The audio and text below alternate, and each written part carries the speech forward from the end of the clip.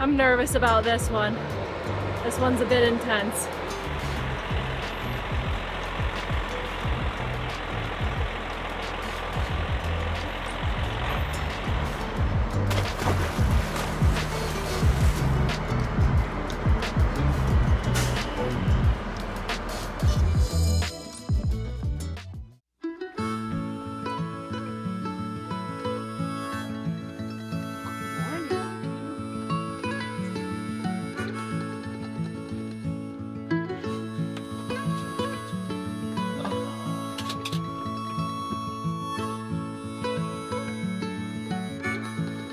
Time to get up already, buddy. Are you making my coffee? It depends how much you're gonna tip me. Baristas don't work for free. Just a nice pat on the back. And presto.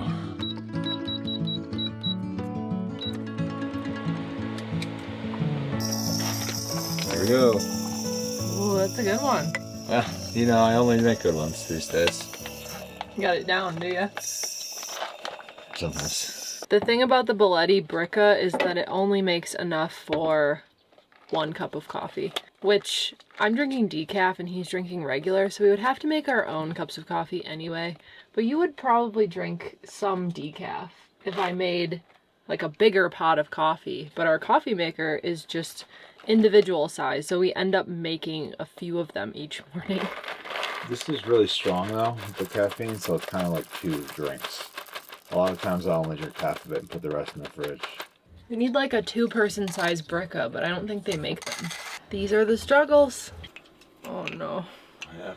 Oh no. Got brown sugar everywhere. Oh, I loosened that up already for you. Coffee in here.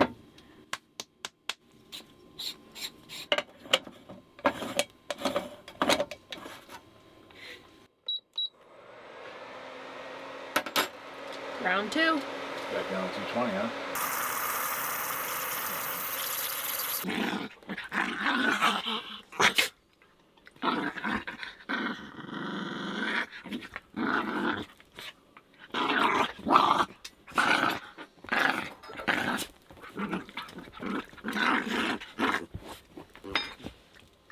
The smackdown is already beginning this morning. We're starting early today, folks.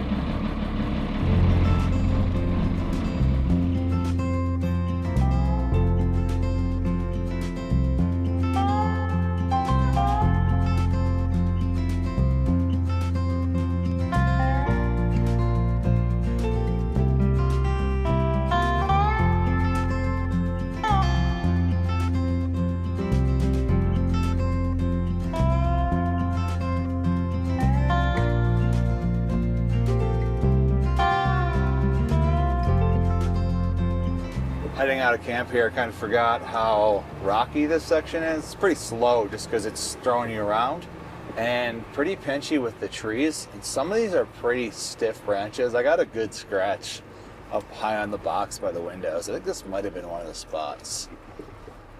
Slow down. I think these are junipers, Yeah. and their branches are really, really big and really strong. They're deceiving because they look like a bush, but they're actually pretty rigid. A nice little downhill here. Whoa. I'm trying to go slower today so I don't scratch any more than I need to. Well, guys, everybody take your seats, okay? The reason that they're like that is because you get to the base of the branch a lot quicker. They aren't really long. Like the light parts are at the end of these branches are a couple inches, but you're pretty much into like 2, 3, 4 inch branches pretty quick. Yeah. And those aren't gonna just give. So we're headed off the plateau today, but we wanted to take you with us on the way out because there is 2 points that we really want to see. There is a cave with a spring inside of it, allegedly, and also some old cabins. We wanted to explore both of those, and they sounded really interesting, so we wanted to take you with us. Yeah, let's go check them out. You know, maybe they have like a taco stand in one of the cabins. Maybe 100 years ago, Yeah, but not now. probably nothing. In true Western fashion, we have some abandoned old cabins, probably mining related. There was a lot of uranium mining in Moab back in the day, and there's a lot of leftover infrastructure from that. Most of the things are collapsed. We've driven past a lot of collapsed structures, but apparently these cabins are still intact.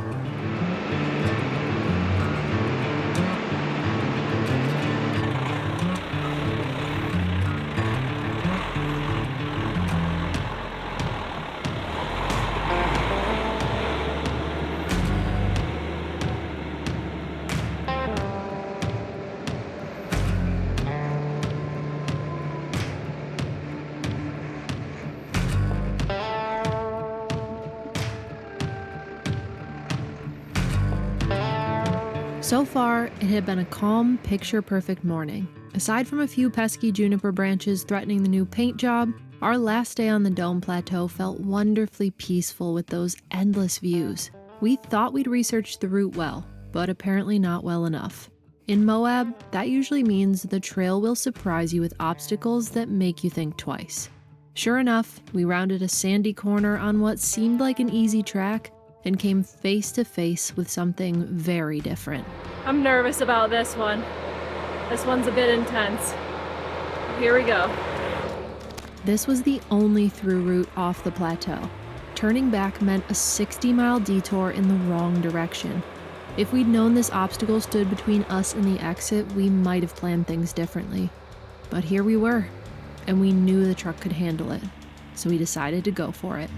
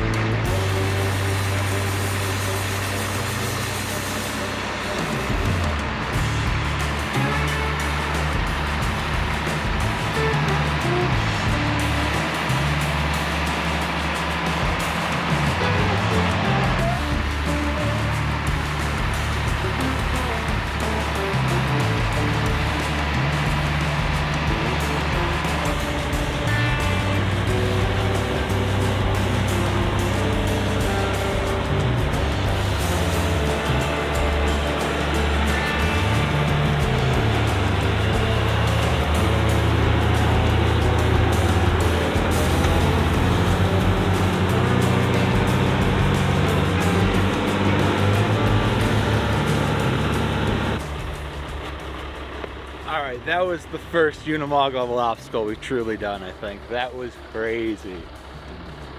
Did it look insane? Yes. It was like, I'm like, well, I'm in it now. Felt very controlled the whole way though. The nice thing is having working gears and that slow, low torque. There was no like slipping where like a gas vehicle, without that, you gotta kind of send it. But I don't know, if it does start tipping, you're kind of just gonna go. That's insane. Look at this ledge. Look where the truck is. It's like a 6-foot ledge. That's crazy. Let me show you what this looks like. Walk up it with me.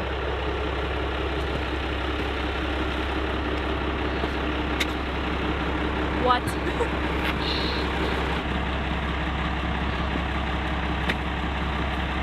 Wow. Who's taller than me? That was incredible.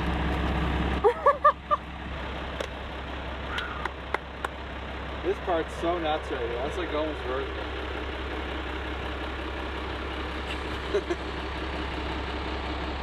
It's a wall. Only in a Unimog, man. Only in a freaking Unimog. Wow. That's better than caffeine. That really woke me up. Oh my gosh.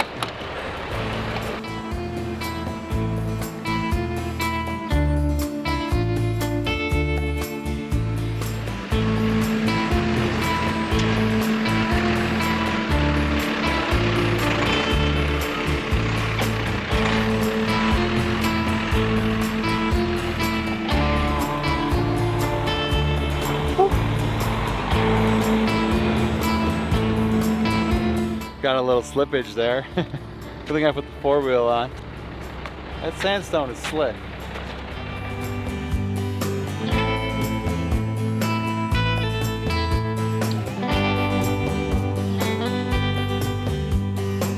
We didn't buy the Unimog to do extreme off-roading, but it's reassuring to know that when a trail throws something tricky at us, it's more than capable. And we're pretty confident that with this truck, we'll be going farther down a trail like this than any other camper. Today's first obstacle was by far the toughest we've faced yet, and each challenge like this teaches us more about the truck, while giving us a confidence boost and a clearer sense of what we can handle. I mean, after all, it is a Unimog. This is what it was built for. The trail is where it belongs, and it would be a shame to just keep it on pavement.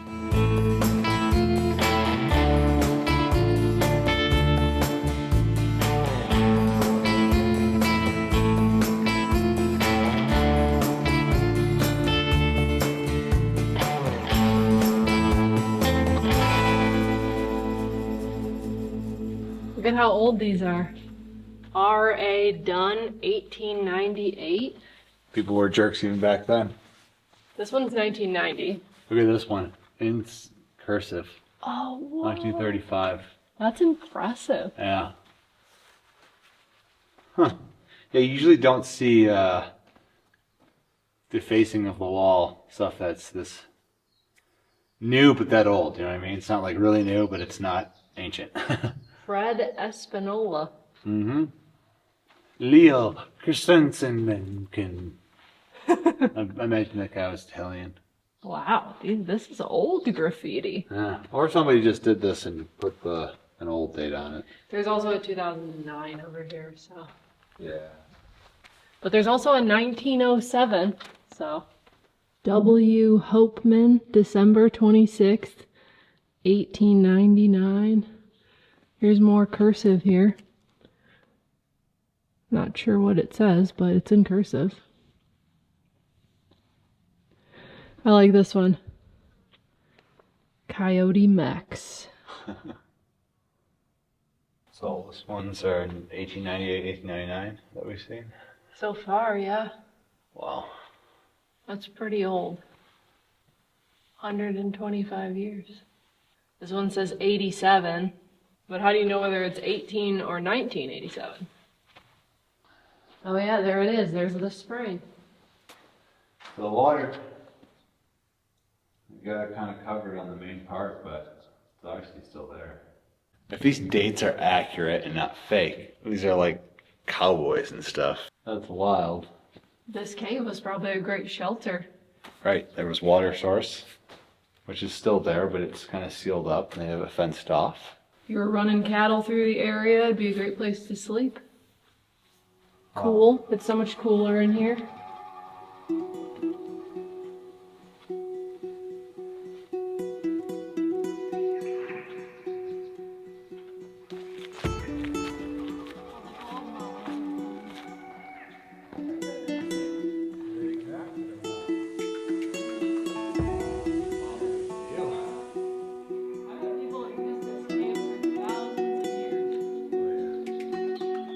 Wow, it keeps going back here. Like, going and going. Yeah, this one looks deep.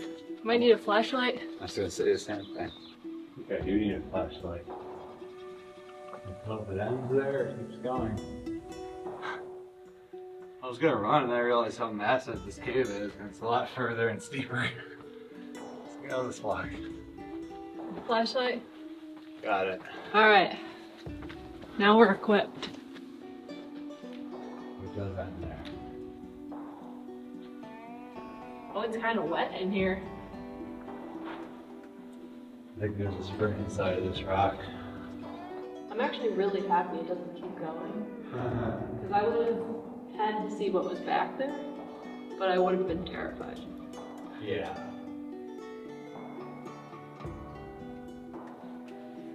That's a lot. A lot of shadow. It's so crisp on that wall. Look at your shadow puppets. Puppet theater. What do you got now? Okay. Interesting.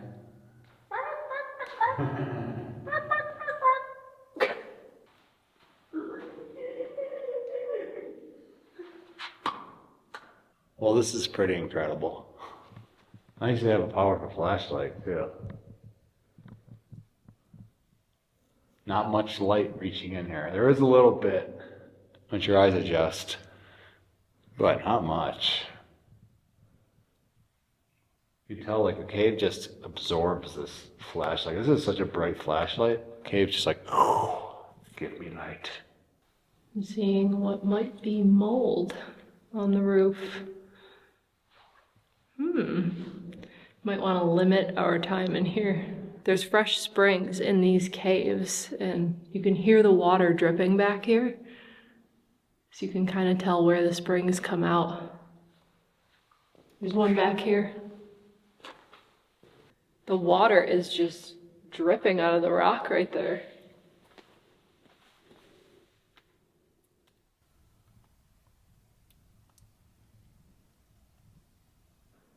There's a lot of water right here.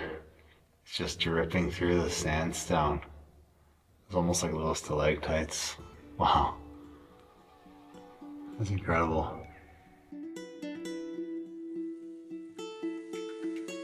Let's get out of here. Yeah, that's fun.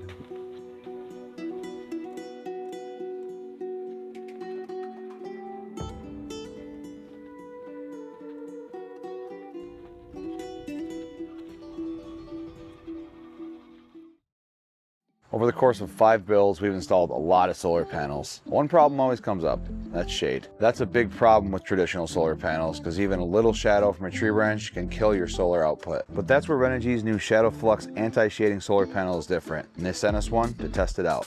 This is the first N-type solar panel on the market with ShadowFlux anti-shading technology. What that means is even if part of the panel is shaded, you can relax without having to reposition and still have usable power for cooking and powering lights. We tested it ourselves at 1 p.m. on a bright sunny day. Here's the Renogy ShadowFlux output in full sun. Then we place something in front of the panel so we can get an output with partial shading, and here are the results. You can see the ShadowFlux panel continued to produce power even when it was partially blocked. Under the same conditions, a traditional PERC cell panel's output would basically drop to 0. And while we're comparing the two, these new ShadowFlux panels are 7% smaller, 10% lighter than traditional PERC cell panels. They're built tough with an IP67 rating and deliver up to 25% efficiency. That means this panel can maintain up to 60% of its output even with 30% shading. And all Renogy ShadowFlux panels come with a 5-year product warranty and a 25-year performance warranty guaranteeing 80% output, so they got you covered. Out in the real world, shade is unavoidable on a van, bus, or RV. But Renogy's ShadowFlux panels are here to solve the shading problem. So if you want to stop babysitting your solar panels and start enjoying camp, click the link in the description below for all the details on the Renogy ShadowFlux panels. That was a lot more cave than I was expecting. Huge. It went so much farther back than it seemed like it did. Let me get pretty tippy here in a second. Well, tilty, tilt, tilt. If we didn't have that confidence builder obstacle earlier, I would probably have felt worse about that. But after driving up that ledge, I'm like, drive through it, drive over it, we can do it. That was crazy. I'm sure the camera won't do it any justice, but that was pretty vertical. Felt like we were almost wheeling there for a second. I think we might have wheeled. Did we wheel? Are we wheeling? But yeah, wow, this cave was worth the stop for sure. It would have been worth it just to drive this road to come out to the cave only, but we have cabins to see next. Oh man. Yeah, this whole area is awesome up here. I definitely would come back. And like we said before, there doesn't seem to be anybody out here. Still have not seen a single car today. We saw one car our second day in, and that's it. It's amazing. Yeah. Cabins, here we come. I'm ready to explore. I'm in it. I was gonna tip the truck over first. Wow. Jeez. I'm on top this time. Oh my gosh. Okay. The heck? Whew. You almost tilted upside down, Pablo.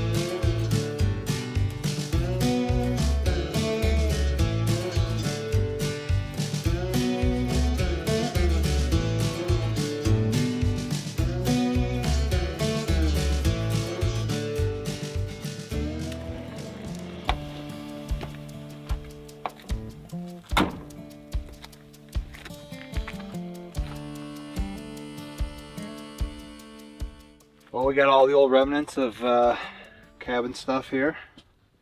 Fuel tanks and cans of food and maybe beer. Glass jars. Cool. Looks like this cabin was built with railroad ties. That's interesting. Little big stakes in there. Everybody was my height. I think it's taller than it looks. I think I'll fit. Yeah. Yeah, this place has seen better days. It's definitely falling apart. This whole wall's collapsing. Oh yeah. This whole thing could come down in any second. It's probably a little dangerous to be in here. Let's go check out the other one. We definitely have to be careful out here. This very much feels like rattlesnake territory right now. It's just hot enough with all these rocks and debris. There could definitely be a rattlesnake. So we put the guys in the truck. That is a risk we don't want to take with them and snakes. Dogs back in the mogs. They're just so small. If they got bit by a snake, it would probably be fatal. But we have one more cabin over here to explore. We're gonna go see what we can find.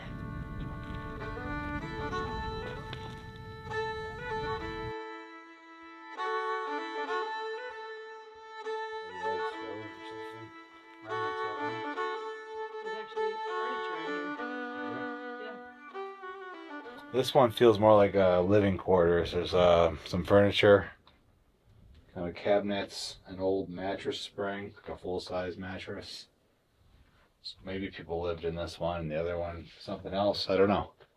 There's more stuff left in this one either way, and it's in better shape. It looks like the pack rats have gotten to all this stuff. There's a corn cob right there that's been gnawed on. Oh, that was my lunch. All that stuff up there. Yeah. That's an animal for sure. Like a bird. Place to hang your hat. All these little nails. Take your, you come in the door, take your hat off. Is that what it's for? Hang it right there. Maybe.